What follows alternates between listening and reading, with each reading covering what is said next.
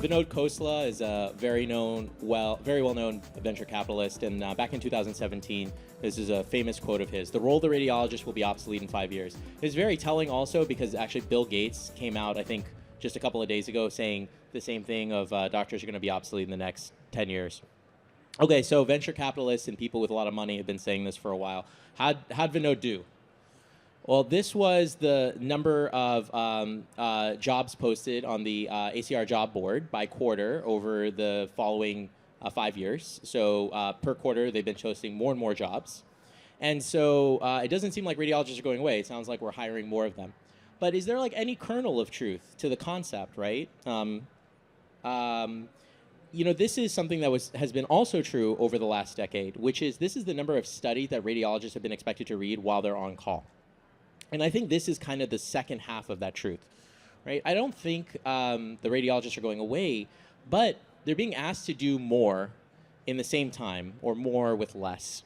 And I think we all feel that squeeze. I think we are all feeling that squeeze of, man, I used to see 15 patients a day, now I'm seeing 20 patients a day. Man, I used to be reading 35 echoes a day, now I'm reading 45 echoes a day. And so, AI is not going to take your job. It doesn't want your job. Your job's tough. Your job doesn't sound all that glamorous. If anyone has spent any time around a physician working during the day, I don't think that they think of it as like their pathway to easy money.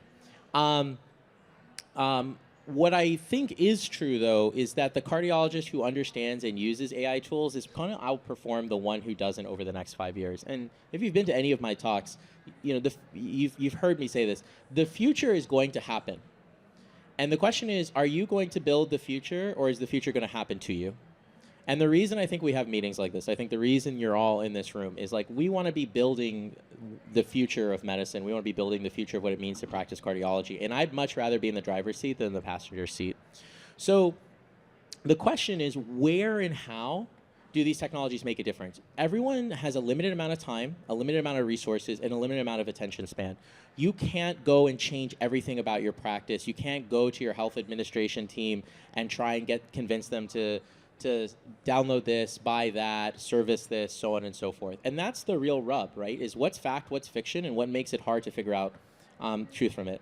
So we're going to talk just very briefly about emerging technology by modality, talk a little bit about generative AI because it's become such a big and splashy topic, and then some of the current challenges.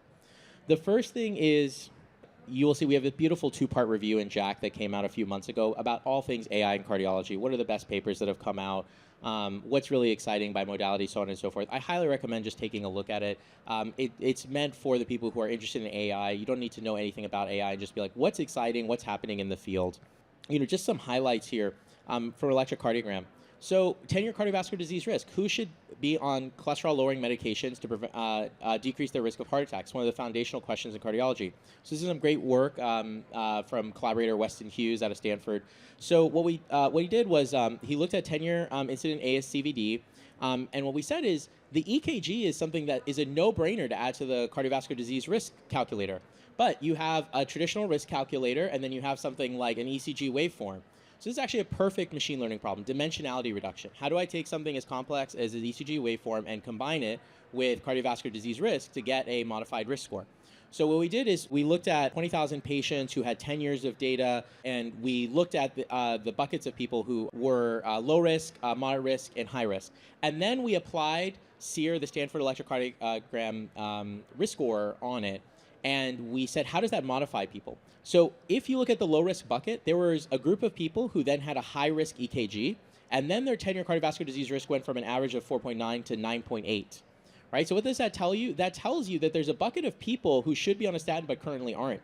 And then the same thing was true where you have the moderate risk group with a low-risk EKG, and then these people should potentially not be on statin but currently are. So what do we think of? We think AI could be a modifiable risk factor, just in the same way that C-reactive protein is in the guidelines. And guess what? This works just as well with a single lead as it does with a 12 lead. So this is something where this affects 30 million Americans.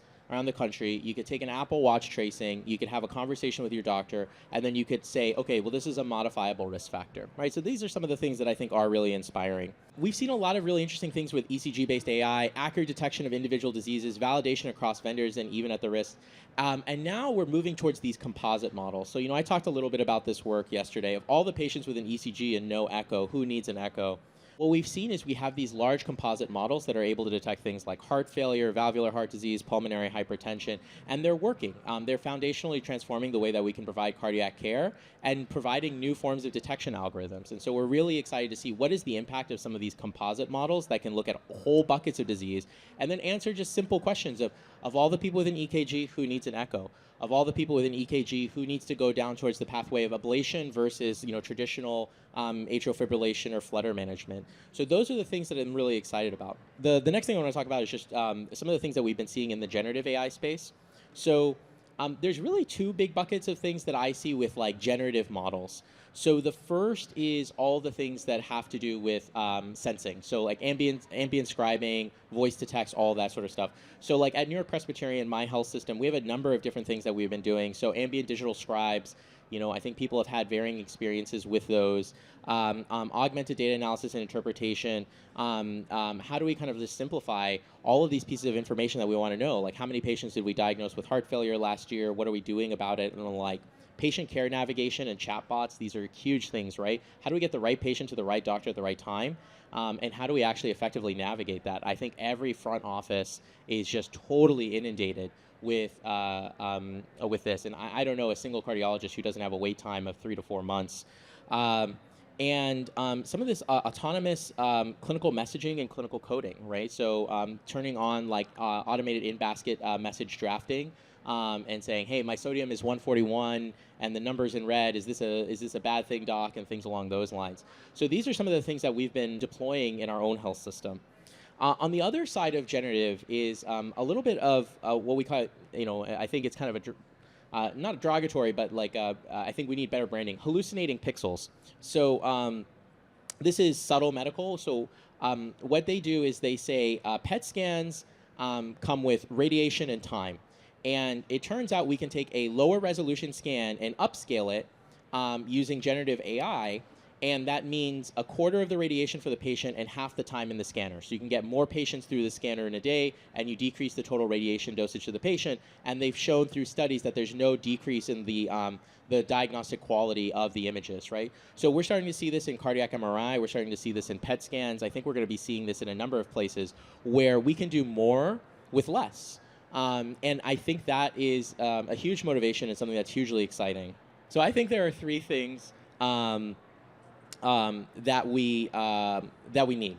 We need more clinical validation. I think there's certain things that are different about AI technology, but there's a lot of things that are the same. We don't have to recreate the world here. At the end of the day, I trust in the medical system to tell me a new technology will have a positive clinical impact on patients, and thus is something worth my time. I think it is reasonable for us to hold AI to similar standards. We should be expecting prospective randomized clinical trials around these technologies, and it should be really clear what it is that we want these technologies to prove. Is it mortality? Is it MACE? Is it improved productivity time for clinicians? Is it better throughput?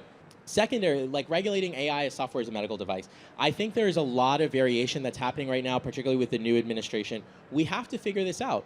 On one side, the ambient scribing technologies have zero regulation. On the other side, there's all of these technologies that frankly have not been very financially successful that have to go through a bunch of 510 clearance. So we've got to get to a place where there's some sort of middle ground here where people can move nimbly but still feel like they're being appropriately regulated, and we open up the innovation pipeline and cycle. And then lastly, we've got to figure out the reimbursement structures for these technologies. I think all of the companies out there that are doing this are really trying to figure out what is it that I need to prove so that I know that there is value that people will wish to buy. And I think that's the real donut hole right now.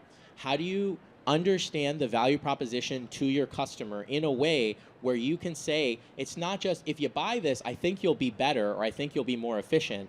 It's, hey, this fits within the reimbursement structure that you have today, and this is something that is going to allow you to effectively augment your bottom line while taking better care of patients. I think there just has to be a better sales pitch. Okay. here are the QR codes for that two-part review. Thank you so much.